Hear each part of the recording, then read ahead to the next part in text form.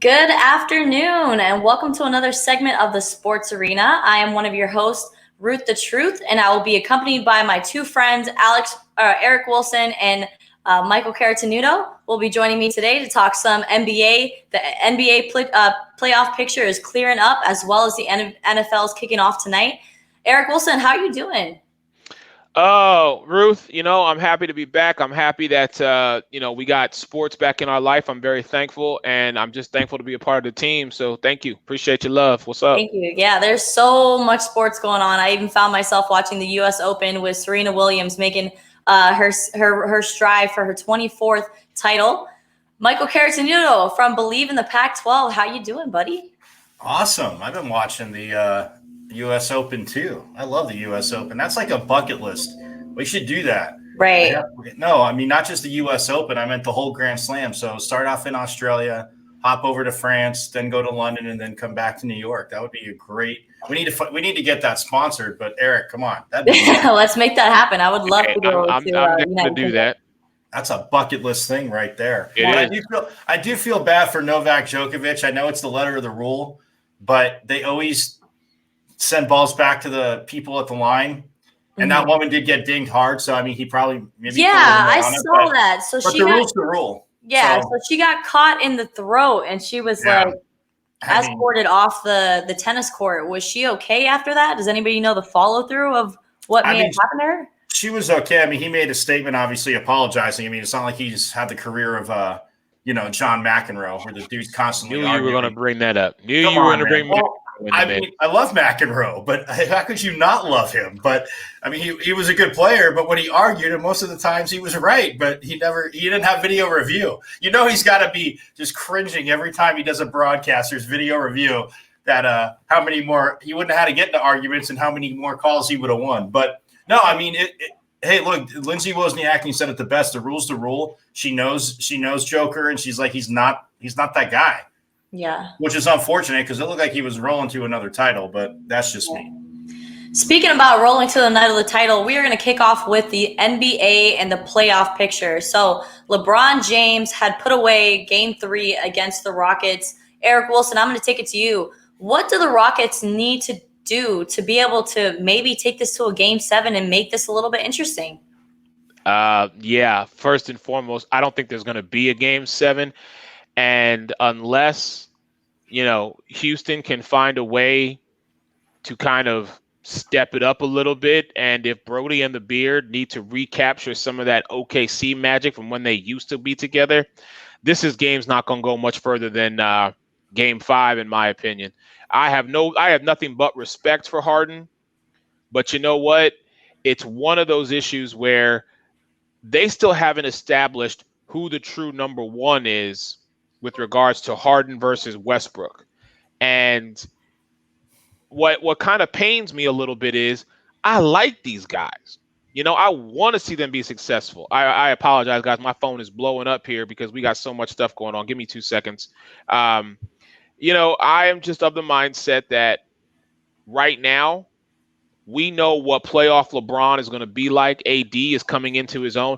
Oh, and by the way, they got Rondo, who is an NBA champion. So for me, I'm saying Lakers in 5, keeping on with my pick for them to meet your Clippers, Ruth, in the Western Conference Finals, making it an all LA final at Western Conference Final, and then the Lakers prevailing, keeping with my Western Conference choice for the LA Lakers, LeBron James and Anthony Davis to represent them in the finals. Right. Mike, I'm going to take it to you. So there was a lot of controversy surrounding Daniel House for the Rockets and him not being able to continue in this series. Do you think that would even matter? I mean, we're going into a Game 5 scenario right now, and it's not looking like the Rockets have the gas power to put up with the Lakers and their backcourt. I want to know what your thoughts are. Well, I mean, you said it right there. I mean, it's a rotation thing. I mean, you can put a guy like Austin Rivers in, who is definitely qualified as you would, but I mean, it hurts the depth and D'Antoni in general. I mean, him being here in Phoenix for so long, he never goes deep in his playoff bench. But I disagree with Eric a little bit because Rondo is a Shocker. champion. Well, just a little bit. Rondo is a champion. But you know as well as I do, if you force him, if you get him to shoot from outside, like you stand a good chance. I mean, yes, you have to convert on the other end, but you stand a good chance because his outside shot. I mean, he took a few the other night. He was open in rhythm and he's not hitting them. So if you can Rockets defensively, he's on the court, force the ball his way. Playing small ball, like Eric said, is tough. Eric Gordon, got a ton of respect for that dude because he's muscling. I mean, Anthony Davis will back him down, but that's only after Eric Gordon shoves him around a little bit. And Eric Gordon's Right. like 6'2", 6'3", and he's saying to Anthony Davis, "Yeah, it's fine, come down here." But it's one of those things, like we said in the beginning, if they are the playoffs, if they don't run, like literally, if they're not running and trying to gas the other team, because look, LeBron, like Eric said, can get his. If LeBron has an off game, then AD, one wouldn't expect that they'll be feeding him the ball. He'd step up big, and he has played well. Yes. But I think that the Rockets, they definitely can do it. But I think Harden is more of the number one because, I mean, he'll get the ball to Westbrook, but it just seems like when he's not on the floor, Westbrook runs it. But when Harden's on the floor, again, I know it's people say, oh, the dribble, and I just love how the Lakers are supposed to be so good defensively, but so many times they forced him to his left. Okay, I'm gonna give everybody a newsflash. Don't fall out of your seats. James Harden is left-handed. He's left-handed. And Eric, you and I talked about this last time. It is hilarious because people still force him to his left till this day. Oh, okay, cool. That's my dominant hand. Force me left. Thank you. Yeah. So the chance is there, but yeah, to Eric's point, I mean, they have to at least contain Davis's output if LeBron's going crazy and rotate off of Rondo, force the ball to go to Rondo outside. And if he buries those outside shots, cool. Then if you're the Houston, you have to live with it. Yep. Right. No, absolutely. It's been a tough series between the two, but I feel like the Lakers have shown that they're going to prevail during this series. So we're going to move on to the Denver Nuggets and the Clippers. Kawhi Leonard was close to scoring his first triple-double in the playoff series. Eric Wilson, I'm going to take it to you. Are the Clippers going to close this out before the Denver Nuggets could even have a chance at Game 7? Oh, in a ideal scenario, what I'm going to say to you is yes. However, and I know this is going to sound crazy, especially coming from me, but y'all know me. Sometimes I talk out of the other side of my neck, and I've been called worse. But I really honestly feel like we still haven't seen what Denver is going to do. And you're going up against Kawhi Leonard, arguably one of the top players in this league, and also Paul George, who took all of the mental and emotional stuff that he was dealing with, and he dealt with it, and now is being that playoff Pete that everybody wants and knows and expects him to be. Here is the thing. The Clippers, we know what they're capable of. I still feel like there's a little more left in Denver to give. I really hope it's going to be enough to get it done. But at this stage of the game, Ruth, I think the Clippers will close it out in 6. But I would not be surprised if Denver takes these next 2 to really give everything they have to Los Angeles Clippers, but then they're going to run out of gas in Game 7. That is my hope. My hope is that Denver comes out Game 5, Game 6, and just puts the Clippers to the woodshed because we all love them 2 words, y'all. Game 7. I just don't think it's enough in the tank. I don't think they got enough in the tank for 3 more. I really don't. Yeah, Jamal Murray has been exceptional through the whole bubble scenario. And I mean, it's not like these teams are going back home or being in their own home court. So that makes a huge difference because it's like everybody has an equal playing field. Right. So Mike Caratanudo, I want to hear it from you. Are the Denver Nuggets even going to win another game, or are the Clippers going to take this 4-1? Well, you said the guy right there. I mean, Jamal Murray. I mean, they've suffocated him, whether it's been Beverly, and then they could pass him off to Kawhi, who can shut down anybody. Literally. And yeah, I mean, Kawhi is the guy that can shut down anybody, and anybody that doesn't. Side note, I got a good. That was one of my favorite memes from the playoffs when the Heat, the year they lost to the Spurs in the finals. when LeBron was at the free throw line, he saw Kawhi coming back in, and you read his lips, he was really dejected that Kawhi was coming back in. So, but Jamal Murray, I mean, look, I don't think he's trying to force it. There are times, I think in the last game he did a little bit. I mean, Jokic is doing, I mean, his part. I think he's a little banged up. I don't think they really said anything, but again, it's not an excuse to playoff ball. I mean, again, granted the bubble and they had all that time off. Guys are probably a little fatigued now, as we know, but Jamal Murray needs to step up more. Eric just wants it to go 7, Ruth, because that's where he thinks the Lakers have a better chance to beat the Clippers. No, I hear that. But I did pick Denver. Wait. I did like Denver, real quick. I did like Denver, but I'm kind of with Eric. I think they can win one more. But look, Paul George, I mean, you got Patrick Beverley defensively, Paul George, and then you have Kawhi. And offensively, they don't get stagnant. Like Kawhi, like you said, Eric, you said like a triple-double, but it's like they move the ball. He lets it come to him, and yeah, he can get to the rim. He can take his shots, but you can dump it off to Paul George. I mean, not forget about Lou Williams. Yeah, Lou. Thank you. I was going to say, yeah, Lou Williams, but Doc Rivers again. The way, and I mean, you knew this would come from Doc Rivers when he has players like that. I mean, he did it even when he had Blake Griffin, obviously, and Chris Paul and DeAndre Jordan. But he's always going to have a team that moves the ball and not stand around, and that's what. Again, and Paul George to me, I know didn't get first team all defense, and people can say, "Oh, you're just saying the Clippers," but there's no way that dude's not a first team all defender. I mean, so hold on, Mike. Insane. I want to throw something in here. I'm not saying that I want the Clippers to go to Game 7 to make it easy for the Lakers. What I'm simply saying is we know that Denver is capable of pulling this out. That's why I think it potentially could go to a Game 7. But make no mistake about it. LeBron gonna do what LeBron needs to do, and we've also seen Harden. Both of these series could go to a 7. It essentially could. In my eyes, though, I'm just giving the nod more so to Denver to say, your backs are against the wall. You're a young team. You're an underdog team. People are sleeping on you. You might be able to squeeze out 2, but when you get to a Game 7, believe you me, Kawhi and Paul George and the rest of that crew is going to remind everybody why they are the LA Clippers. Now, we already know what Harden and Westbrook are capable of. We also know what LeBron and AD are capable of. And I feel at some point the motivational piece, the mental piece up here, I think that escapes a lot of people. And I think we forget about that. We only focus on the athlete and the physical. How long can you run these people out? Now, if you want to talk about running a team into the ground, Houston does it better than most people. They will push you from one end of the court to the other. You'll be sweating in the second quarter thinking to yourself, how the hell we got to go another half? Yeah.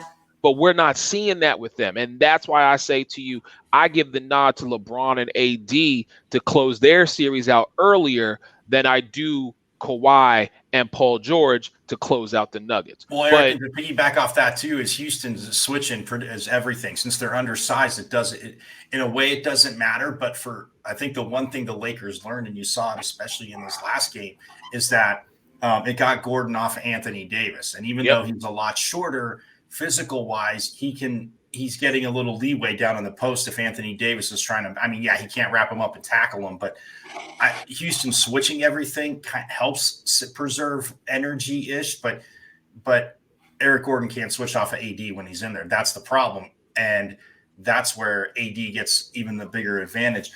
The funny thing though too, I thought about this last night. If they both do somehow go to a Game 7, I think that And again, not just to pick against the Lakers, I think Houston would have more of the advantage because I think the Lakers will almost think like, they let it slip away. Oh, of course. But here's the thing with Denver too. When we talk about the shutdown, I thought about this too last night. I think it affected them in the Western Conference the most. Maybe Oklahoma City, because maybe Oklahoma City gets a higher seed with the way they were playing at the shutdown. I'm not saying they're better than those teams, but how they were rolling. Denver and Oklahoma City in the West are the two teams to me that the shutdown, I think, hurt the most because teams get to regroup. I mean, they got to regroup too, but they didn't want to because, teams fatigued, tired. And, we all know down the stretch, like how coaches expand their rotation. Guys, that last week of the season might only play, 25 minutes, maybe 30 at most, right? The stars. So I think this instance definitely favored teams like the Lakers and the Clippers, and I would have thought Milwaukee, but Boston, Toronto in that area. But I will say this, because Denver, you're right, you use the perfect phrase, Eric, under the radar, and they have been, right, because they're that team in the West that it's like Gonzaga every year. Way back in the day, they were like, oh, they were the sweetheart, they were the the Cinderella team. But then Mark Few's been there forever, and people are like, no, they're not anymore, because they're going to beat you. So but I think for Denver last year, they didn't have the team, but this year with the way they were playing and the way Oklahoma City was playing, I just think it would have been different. But you know what? Hey, everybody still has to roll the ball out and play the game in the same situation right now. All right. So the Clippers are going to be taking it to a game 5 tomorrow against Denver, and I'm hoping that they can close it out so they can have a little time to rest before most likely facing the Lakers in the Western Conference Finals. So let's switch over to the East Coast of the United States. So we had a double overtime, the first one in the playoff series, double overtime against the Toronto Raptors, who were the national championships of last year, against our Boston Celtics. Now, I want to know, does Kyrie fit the suit of the Kawhi Leonard last-minute jumper to win the game? Is that going to be enough for them to close out the Celtics? No. I'm going to start singing, y'all. Hell no to the no. Okay? This is the Boston Celtics. I have picked this team since January to be represented in the Eastern Conference. When people thought I was crazy, which, you know what, I've been called worse, like I said before, so it doesn't really matter to me. When you're going up against the defending NBA world champion Toronto Raptors, and you have a Nick Nurse, who this man knows how to get the best out of his players, even sometimes in the most extensive circumstances. The fact that they were able to pull off double overtime victory shows the coaching of Nick Nurse can get done. But I still say to you, now that we have to go to a game 7, it is Boston versus Toronto. And let me just say this, in my humblest opinion, no disrespect to Lowry, Van Fleet, Spicy P, Pascal Siakam, or anybody else on that team. But gentlemen, the ride stops here. Okay?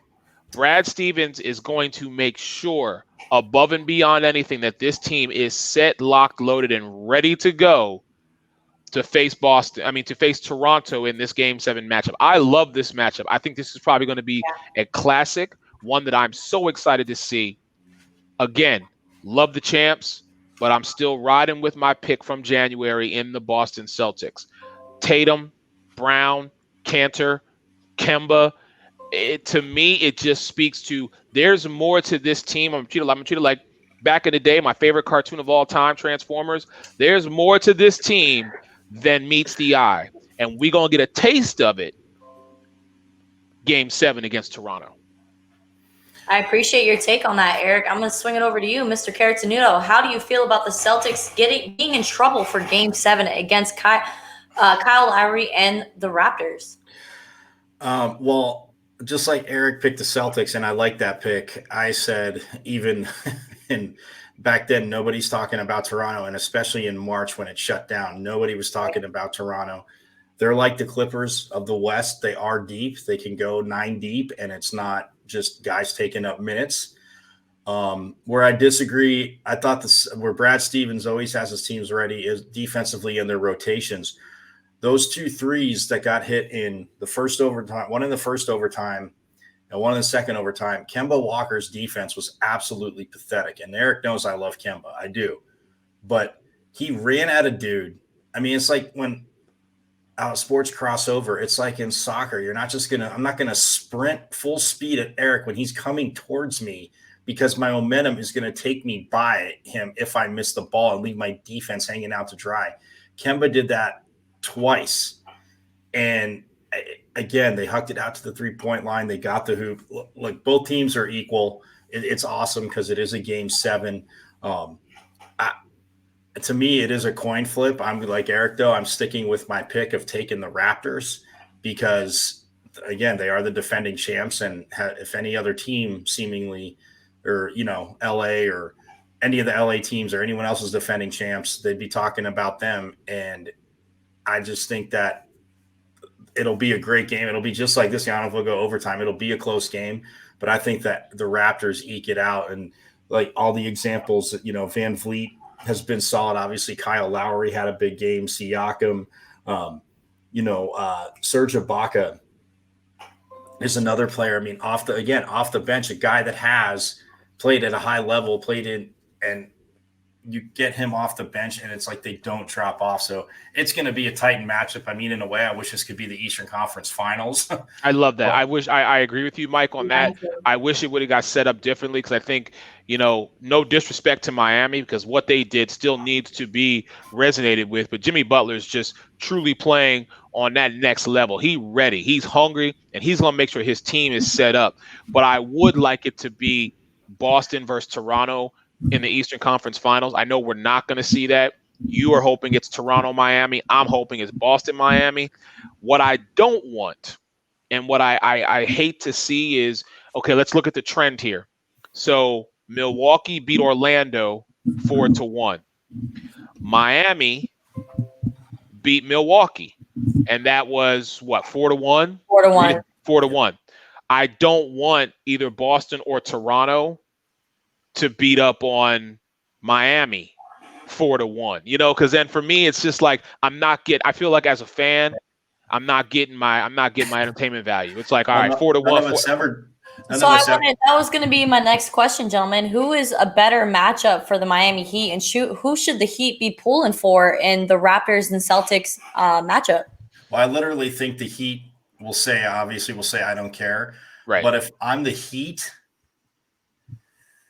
I think I'm in a way rooting for the Celtics, and not because I think they're weaker, as Eric. I just think down low, I think the Heat can be a little more physical. Not that the Celtics aren't, but I just think the length down low for the Heat helps them.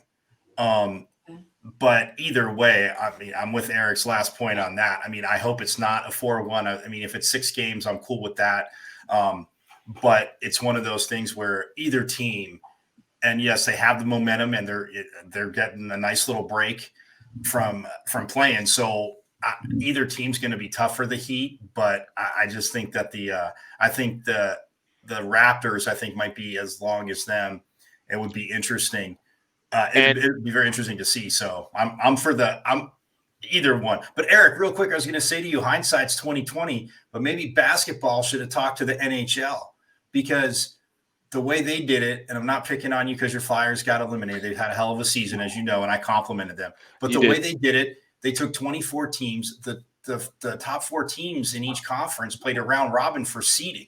So if basketball would have did that, because they could have set it up that way. It's not that hard, obviously. We saw it done in hockey. Right. I guarantee you the Heat and the Celtics end up opposite sides of the bracket, and they're in the Eastern Conference Finals. Yeah. And Mike, it's so funny that you say Boston because if I'm the Heat, I'm thinking I want the Raptors. Why? Really? Because I want to beat the champs. And just because you say they stack so very well against each other, what's a better measuring bar to go up against a team that you are equally comparable to both on and off paper, but then also you going to beat the champs? And we know, hey, to beat a man, whoa, you got to beat the man. No, so absolutely. Why not but be able Ruth asked who would they want to play, and I think they say anybody, but I think they match up better against the Celtics. I'm thinking if I'm Jimmy Butler, oh yeah, I don't want anybody else. I want the champs. That way, I can think about it like this: if Jimmy Butler, first off, you knock off Giannis. Secondly, if you knock off the defending champs in the Toronto Raptors, and then in the NBA Finals, you knock off either the greatest player in the NBA to date right now in LeBron James and Anthony Davis, or the second or third best player, however you want to stack him, in Kawhi Leonard, Paul George, and the LA Clippers. Can you imagine what that does to the resume of Jimmy Butler in 1 year, given everything that's happened? Come on now. If he does that, you guys are both my witnesses because I've said it to you both. I will no longer call him a diva. I mean, they all are, but I won't say but I've also got his back and said he's proved it because the way he's played in Miami, he's messed with Eric Spoelstra. You and I talked about that. Yep. And he's definitely messed with Spoelstra. And look, it worked. I told Eric I was not a big fan of them giving up on or getting rid of Hassan Whiteside. I mean, I know again you can't keep everybody, but the way he played there, the way Jimmy Butler's playing, I mean, if Whiteside was there too, I know. They might be crushing people. I know. Even more. The same thing, honestly. Where did Whiteside go? Is he with the Portland. Oh yeah, he was with the Blazers. Well, thank you, gentlemen, for giving me the insight on the playoff picture for the NBA. We're going to switch over to the WNBA really quick because they are coming up on their playoff picture as well. September 15th is going to be the first round of the WNBA, and we have a tight race. I'm guessing, I want to know your gentleman's take on this, but I'm going to say it's going to be the Las Vegas Aces against the Seattle Storm. Eric, I want to hear from you. That can't. Well, it is the top 8, so I guess it could. But you're talking about the 1 and the 2 here, Ruth. So I mean, come on. I mean, that's kind of being a little unbiased, if you will, or should I say biased, if you will, because you're just going with the top 2 teams. And I'm now top to bottom. We know where my heart is, so I'm gonna put that over here for a minute and talk about what I've seen. So. Listen, of course, everybody wants to see Sue Bird and Breanna Stewart, wants to see them get to the finals. I mean, first off, they're 17-3. They're on a 6-game winning streak, and they are on a mission. All these women are. All right. Las Vegas Aces, you're a great team. I love them. What I find most interesting is that the Washington Mystics, the defending champs, are still trying to vie for a playoff spot. Now, let's talk about the team that I followed this whole entire season, the Chicago Sky. And again, a big thank you and a shout out to James Wade and that entire organization because they've shown me so much love. They're losers of 4 straight. And it's not for offensive side of the ball. It's been about defense. But the one thing I still see in each one of those ladies when I interview them and talk to them, they still got that drive and they still got that heart. And let me tell you, they got one more game left to play up against Dallas, a team who is playing for a playoff position. Because right now, only 7 teams are in. You got 5 from the West and 2 from the East. You've got, Seattle, Las Vegas, the Sparks, Los Angeles Sparks, Minnesota, Phoenix, Chicago, and Connecticut. If the Sky are able to just play ball, you know what I'm saying? Get all that mental stuff out your head and just get everything turned around. Because you kind of saw it last night against Atlanta. First half, that's the Chicago Sky team I want to see. But when I asked those ladies, what happened in the second half, it was just we let them back in. And we know that's so huge in any sport. You can't let the other team back in. We used to say something back in the day, especially in football, that I'm not going to say anymore just because of what has transpired in 2020. But I'm going to say it like this. When you put your foot on the gas, you hold it there to the very end. That's what you do. Right. So my hope is that happens. That being said, Ruth, the teams that I expect and the teams that I want, again, I'm taking Chicago out of it because my heart is I want Chicago to go all the way. But being unbiased and being realistic, I want to see one of the 2. So I'm not going to give you both Seattle and Las Vegas. I'm going to say Las Vegas gets in. And I'm going with a team that, Mike, you're going to find this very interesting for me to say, bruh. I'd like to see Mercury get in, Phoenix get in. Yeah. Well, but again, my heart is in Chicago. Oh, I know. And it should be. You've done a phenomenal job with that.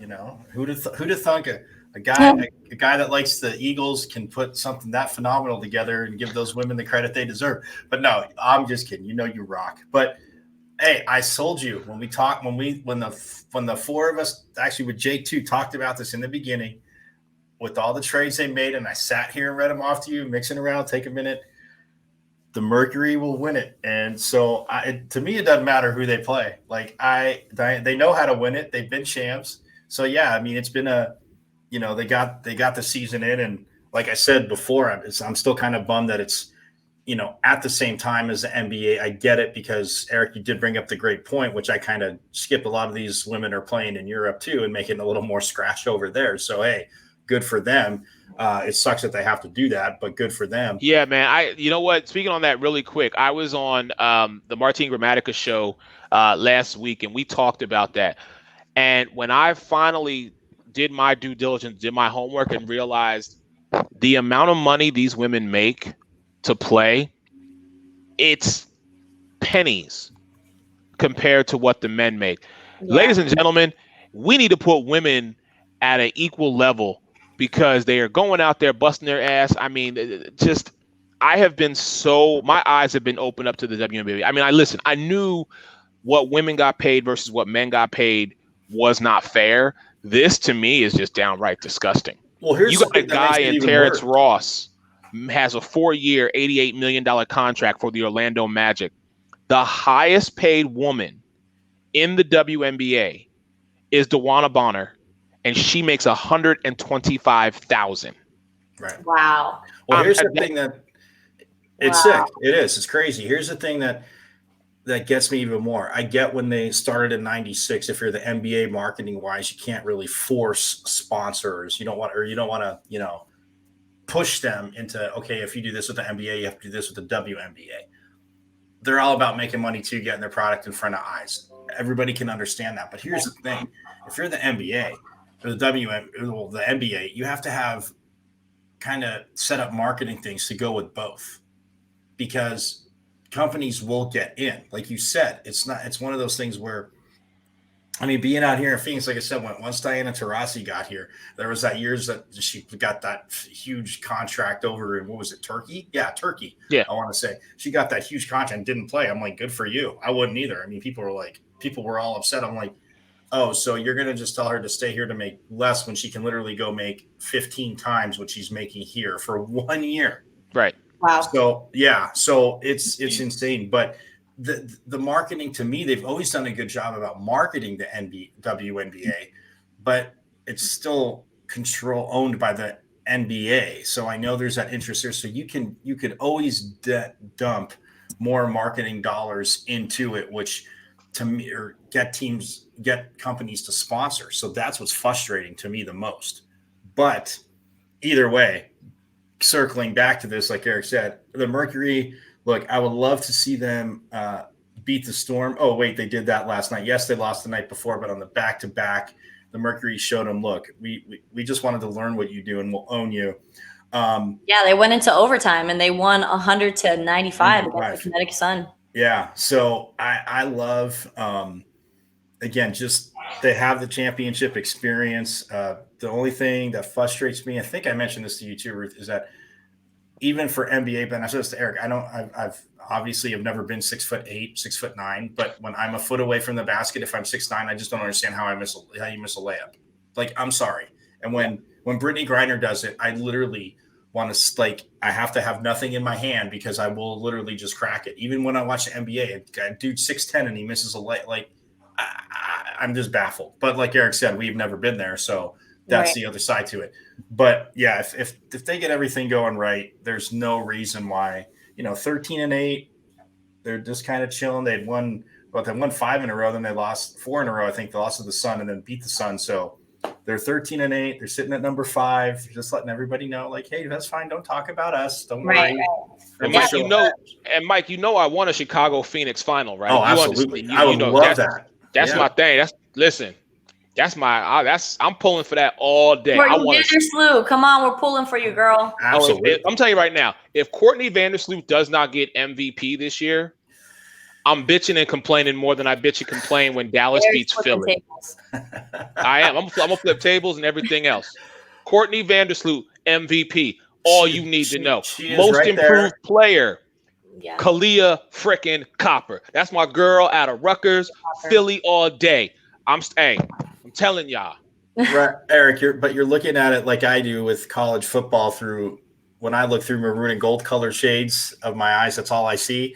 And I get it. I'm not saying look, Vandersloot, I think, is definitely in the conversation. What's her name from the Sparks? Candace Parker? Yeah. Yes, Parker, but I think she's there, but I think it's a team thing. I had it written down and I didn't bring that with me because I had my WNBA notes, but that's the thing. Like, she is right there. She's in my top 3, and I think she can definitely win it. And especially if they go on a nice little run. You mean Nika? You mean Nika? Thank you. Yes. Yeah. I think she's right there too. And it's That'll be interesting. But yes, I think she's definitely done more than enough to say, hey, like, and that's the problem with MVP though. I mean, you think in all sports, people are like, oh, well, it always just seems to go to, especially something like baseball, like, oh, the guy that had the biggest numbers, best player on the best team.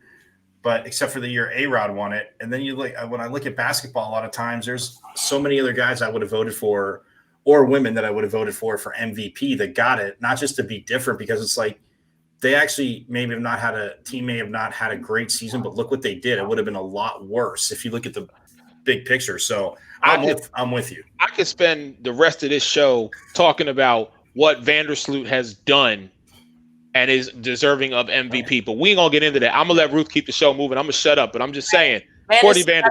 Over resume, we definitely have to put respect on that name. But we're gonna be moving on to a different game all along. We're going to be talking about the NFL. I am joined with Eric Wilson, the producer of Sports Arena, and Michael Caratanudo would believe in the Pac-12. Let's talk some NFL because today is Thursday and kickoff is just a couple hours away with the Kansas City Chiefs and the Houston Texans. Eric, I got to know how you feeling. I mean, first off, I'm thankful and hallelujah we have got here. Thank you to whoever we need to thank because the NFL is back, baby. It is a great. Whoo, okay. With that being said, let's roll into this. The defending champs, Patrick Mahomes, Travis Kelce, Andy Reid, going up against Deshaun Watson. See what I did there? Because I'm just telling you. Listen, shout out to my man Karan Higdon on the Houston Texans. I hope this brother gets some true playing time. He's a diamond in the rough. He's an uncut gem. And let me tell you, if he get the rock, he going to take it to the house. Aside from that, as someone who has supported Bill O'Brien through everything that man's been through, I can officially say I am off the Bill O'Brien bandwagon. I'm off it. Because when you sent DeAndre Hopkins to Mike's Arizona Cardinals for a 4th round, and David Bill Johnson. O'Brien, huh? And David Johnson. Okay. Bill O'Brien, you got to go. Right. Yeah. And I believe it was DeAndre Hopkins was on ESPN and he had an interview and he kind of dissed a little side note about his past organization when he was being on the spot about having an extension with the Cardinals. So Mike Caratanudo, I got to know your take on the whole DeAndre Hopkins situation. How you feeling?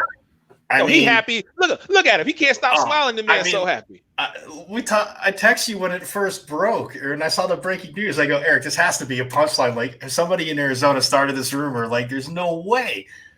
But here's the thing. Like, DeAndre Hopkins wanted out, and Bill O'Brien, you're right, has been through a lot. I mean, come on, just think. They were whooping the Chiefs before Mahomes and the offense turned it on and scored, 30 or 42 unanswered, whatever it was, ridiculously. Yeah. But probably, yeah.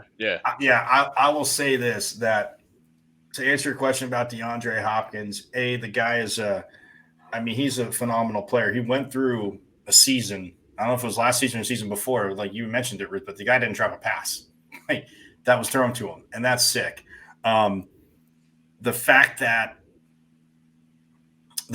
he actually negotiated his own extension, didn't hire an agent, didn't even go the Ray Allen way of just taking a law firm, figuring it's cheaper to pay them one lump sum, not worry about it. And DeAndre Hopkins, though, got his 4-year extension got an extension. So it's 2 more years added to it. So it's 4 years altogether. He'll be here. Look, Kyler Murray showed bright spots last year as a rookie, and you listen to everybody around the country and they're on the up and up with Kyler Murray. You just gave him another 1,000-yard receiver.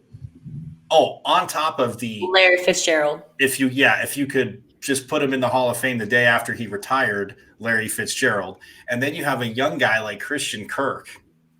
Like, the only thing that they might be pseudo lacking in, and I know it's never been, in college is one thing, but both of you know you need a tight end in the pros that can. I'm not saying they're going to be bad at the tight end spot, but look, DeAndre Hopkins. Wide set, Mike. Come on now. You got living legend on the left. You got Dia Hop on the right. You got Christian Kirk up the middle. Hey, Mike, Me and you go play tight end. Hey, if they'll sign me for a play year, tight end and set the world on fire. right. Bruh, But you have to catch touchdown passes against the Eagles. You can't just drop them. Shut up. No, I'll play. No, but the tight end thing, real quick, is a one. But again, I think it's there. The offensive line. Everybody knows that's the biggest question from last year. If DJ Humphries can stay healthy at left tackle, that will be huge for them because when he's been on the field, I mean, each year he has taken those steps. I'm not going to put him as dominant or elite left tackle, but he'll definitely keep guys off of Kyler Murray on that blind side. And it doesn't hurt that obviously Kyler Murray can extend the pocket when he needs to. So that DeAndre Hopkins thing is huge. As for tonight's game, though, I mean, I think Will Fuller's going to – he has to have a big year. I know that sounds obvious to both of you, but he learned a lot from DeAndre Hopkins. And if this dude stays healthy, I mean, he's as fast as Hopkins. I mean, we've seen Will Fuller get downfield, but we know it's been a problem of staying on the field for a good part of I won't even say the whole season because most dudes, except for, offensive linemen for the most part, but most guys aren't playing 16 games.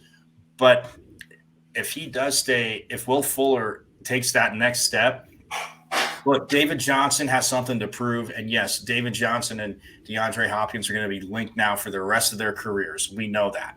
Right. The Cardinals right now got the better end of the deal. I think the Cardinals still got the better end of the deal, but I'm not going to take anything away from David Johnson, what he can do. And when he obviously a full season being healthy and he did it even behind a so-so offensive line. So it'll be interesting, but yeah, I mean, as of right now, the Cardinals, I mean, you look at those receivers, and if I'm a defensive coordinator, I don't know how you sleep for the 4 or 5 days leading up to the Cardinals game. You don't. Right. You don't. And Ruth, I take nothing away from Kansas City. Kansas City is the world champs. Okay, the human cheat code that is Patrick Mahomes is going to be the guy who is going to go out there, and that man is going to be one of the first and few, in my opinion, quarterbacks to each and every year earn his money, barring health and injury, because he just wants to play. But he made sure he was smart about his money. He was smart about what he was doing with it, and we're going to see this team. I know a lot of people are like, can they repeat? Yes, they can repeat. You got Andy Reid, you got Patrick Mahomes, you got Travis Kelce. I mean, you got Chris Jones and Patrick Mahomes did the beautiful thing, because I'm going to piggyback off your point into what you're saying, Eric, is he got his money, but the way it's spread out, they were able to give Kelce that extension. Chris Jones, defensively, even though everybody just wants to talk about offense, if you don't have dudes that can get to the quarterback and stuff up the run and force him to be one-dimensional, you're definitely behind the 8 ball. So he did it to a way where people can get paid and get extensions and to keep everybody together. So that's even the bigger picture for him. All right, so let's move on to a different matchup that we got going on this Sunday. We have the Philadelphia Eagles against the Atlanta Falcons. Eric Wilson, I'm going to take it to you. No. We're playing the Washington football team this Sunday. Oh, okay. That's what I meant. So how do you feel about this matchup against the Washington football team? How do I feel? It's going to be history repeating itself. We've been whooping up on Washington week 1 for the last 3 years. This is going to be much more of the same. You got Dwayne Haskins and Terry McLaurin. That's what you got. Okay. Listen, Peyton Barber and J.D. McKissick. Okay. Yeah, they great running backs, but they're nowhere near what my friend Miles Sanders is going to be like. Now, to all those, and I'm glad you brought this up, Bruce, because I want to get this out, and this is the first time I'm talking about this, so let's talk about it and get it done. All right? There have been talk about the fact that my tight end, 86, is not happy in Philadelphia right now. There have been some grumblings about the fact that Zach Ertz is not happy because he does want a longer-term extension. He wants more money. That man is deserving of it. Let me be very clear when I say this. Zach Ertz will get taken care of. And if he doesn't, I have to trust that Howie Roseman and Doug Peterson and Jeffrey Lurie have a plan in place. Because if they don't have to worry about hearing from the other 31 teams. They don't have to worry about hearing from all of us Philadelphia Eagles fans. Because what Ertz has done for this team since he came in, learning from a Brent Selleck, and emulating himself after guys such as a former Cowboy and Jason Witten, a man who has earned the respect at the tight end position in the NFL. Zach Ertz needs to be taken care of. If he's not, best believe Philly gonna let the organization know. I'm gonna let the organization know. But my hope and my belief is that it will get taken care of. That being said, Philly, Washington, week 1, you might as well just put it in the books right now. 1-0 Philly to start the season, 1-0 Philly in the division. Hey, Dallas, y'all better figure out what to do against them Rams. That's all I'm going to say about that. That was my next question. Canuto, our Dallas Cowboys are going to be facing the Los Angeles Rams. Sean McVay, Jared Goff. What is going on with that? Because, this is going to be a repeat of when they knocked us off in the playoffs in 2018. So, Mike, I got to know your take on it. Well, they don't have Todd Gurley. They don't have Brandon Cooks. So I'm playing the way they were then.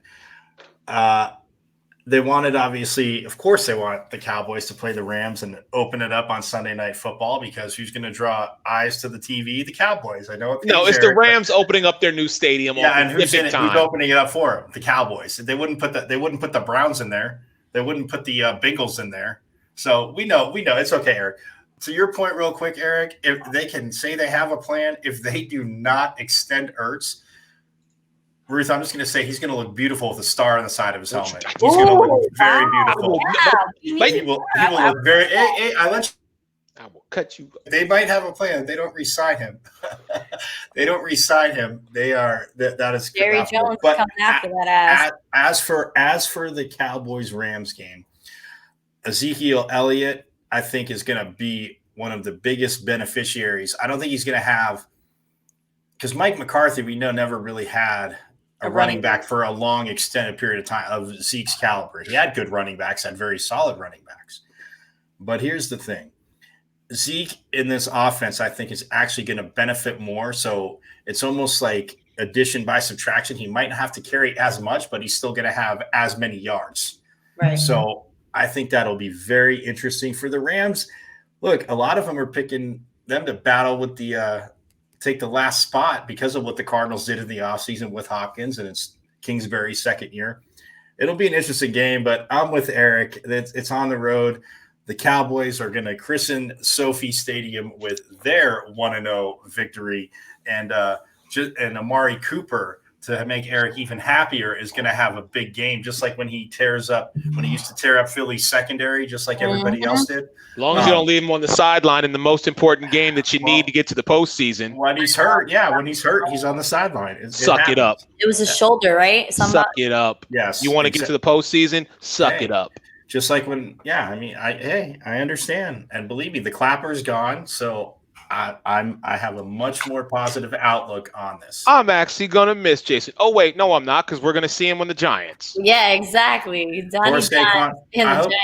I hope he doesn't ruin Saquon Barkley as much as I want the Cowboys. Believe you me, don't let that happen. Because Mike, you both know my. Go ahead, Ruth. Go ahead. Monday Night Football. We got the Pittsburgh Steelers and the New York Giants. Who is coming up out of that? Steelers. I mean, I'm a huge fan of Michael Tomlin. Steelers. Yeah, that's Steelers all day. I love me some Saquon, but Steelers all day on that one. Look, I think the Steelers still have question marks. I mean, Juju, again, struggled last year with no Antonio Brown, because when you start getting double-teamed and coverage is rolling towards you, it's a different story. Now, Juju's got the talent. I love Juju. I think that I do think the Giants will not be worse than they were last year. I know that's not really going out on any crazy limb. It'd be tough to be worse. It'll be interesting, Joe Judge's influence, though, being a special teams coordinator on the offense, because, look, I can pick out Jason Garrett. Garrett had his moments, but Garrett was also that defensive whiner that kind of bust Kellen Moore last year when you're the head coach and you can override anything on the headset, from what I know. But I think that'll actually be a closer game. I'm not saying the Steelers won't win, but the Steelers have some question marks too. And we'll see, again, with no preseason, though, and I said this before, these first 3 weeks, I think, are going to be absolutely ugly.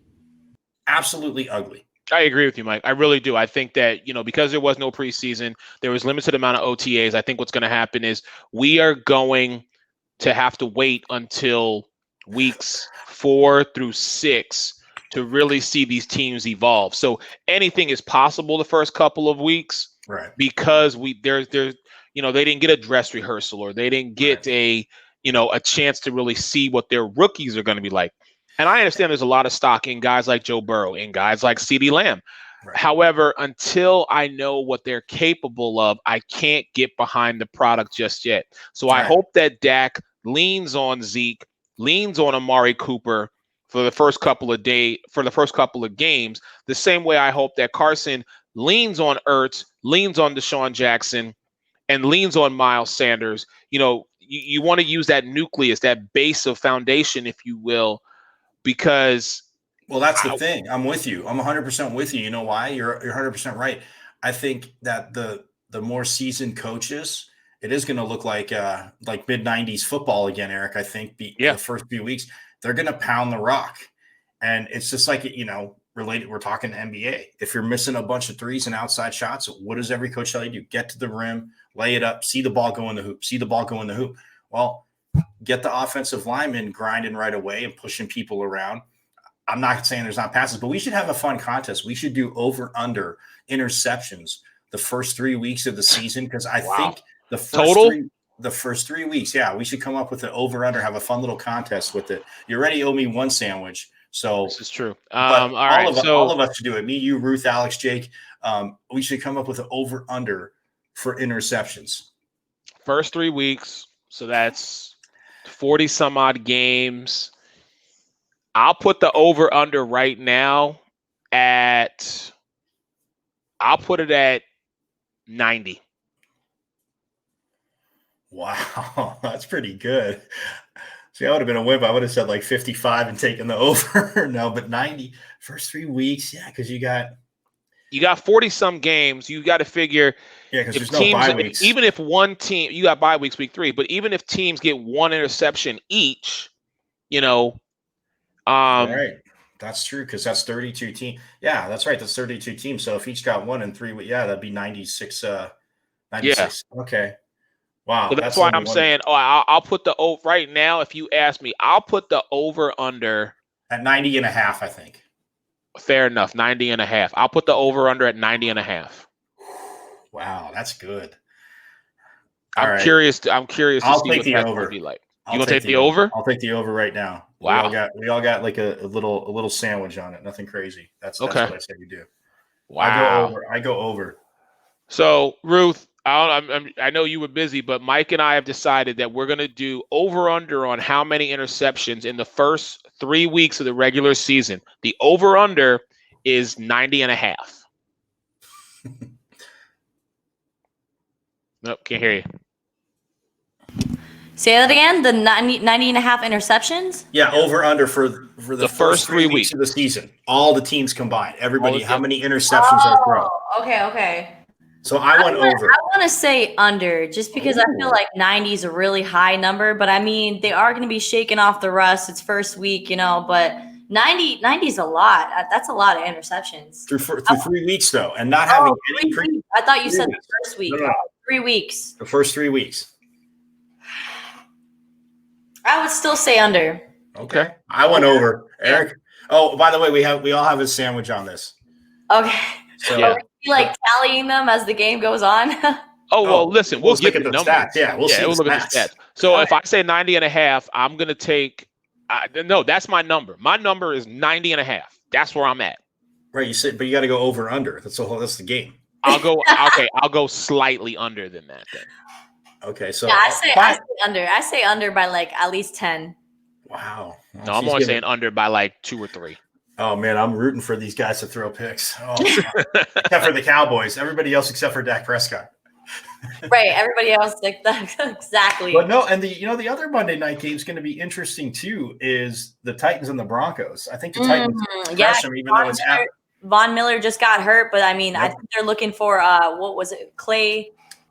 What's that guy's name? Clay from the Rams? Was it Clay?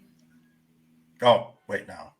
I just saw it that they were looking to pick him up and offer him an extension to, be a substitute since Von Miller is going to be out. Right. Well, speaking of the substitutes, Ruth, I want to hear you on this, because this is total trickeration, and the Saints never fail to stay out of controversy, I guess, even though it's silly. This one is, but trying to get Jadeveon Clowney more money, trying to pull off a sign and trade with a dude that's not even on anybody else's roster.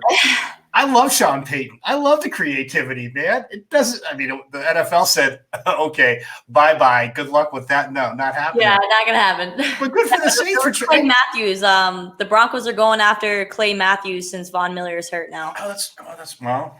If I'm the Rams, I don't give them up. I mortgage. Right, I wouldn't either. I make the Broncos mortgage a thing. But what's your thought on the Saints? Both of you. I mean, I love that move. Hey, at least they can say, Eric, when they're trying to get players, hey, we were thinking about you. We're trying to get you more money, even though I mean it wasn't going to happen. Listen, I appreciate the genius that is Sean Payton, but for a guy who's not even on anybody's roster right now, yeah, I mean, listen, bold move.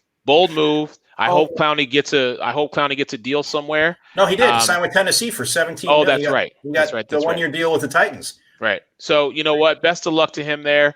I would like to see him again and have somebody punch him in the mouth for what he did to my quarterback, but that's another story for another time. Kids, I love y'all. I'm going to let y'all wrap this up. I got to bounce. All right. Thank you so much for joining us on another segment of Sports Arena. My name is Ruth the Truth. Please follow me on Twitter. I'll be on Beauty in the Cleats, The Tom Gronkowski Show, Set the Sails, and Sports Arena throughout the week. I got a lot going on, as well as Michael Caratanuto would Believe in the Pac-12. Mike, any final thoughts before we wrap things up? Well, I'm with Eric. I'm happy football is here. And like he said, I mean, it seems they have the testing figured out and the COVID figured out to an extent. I mean, I'm not saying guys won't get it, but at least it looks like we will have a full season. And for the guys that opted out, you know what? Good for them. People, again, once games start, yes, they'll talk about them. They're not here. I know the Patriots had a ton.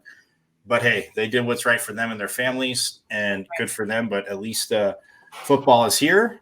And the Pac-12 got really good news with their partnering in testing. I told Eric that the other day that they signed a deal with, I think it's Quidel, a company out of California, and all the athletic departments are getting the tests. They're going to be tested every day starting October 1st. So basketball is looking to start, like the NCAA is aiming, said like November 24th, 25th. So it looks like the Pac-12, hopefully, as long as testing goes smooth and they can get ahead of this, we'll start hoops then. So football's here. So much sports going on. It's insane. We went from nothing to too much. Yeah, they showed yesterday that last night on SportsCenter. I saw, they always have to find the worthless facts that are funny, but this is the first. According to Elias, this is the first time that there's NBA, WNBA, NHL, MLS, NFL. And and baseball all being played on the same day for the first time. First time ever. Oh first time gosh. ever. Yeah. That's why I'm glad I have 3 TVs in my house, so I could put it on 3 different shows. But thank you so much again for joining us on another segment of Sports Arena. We are going to wrap things up. My name is Ruth the Truth, and we got Michael Caratanuto. Thank you again for joining us, and have a great day.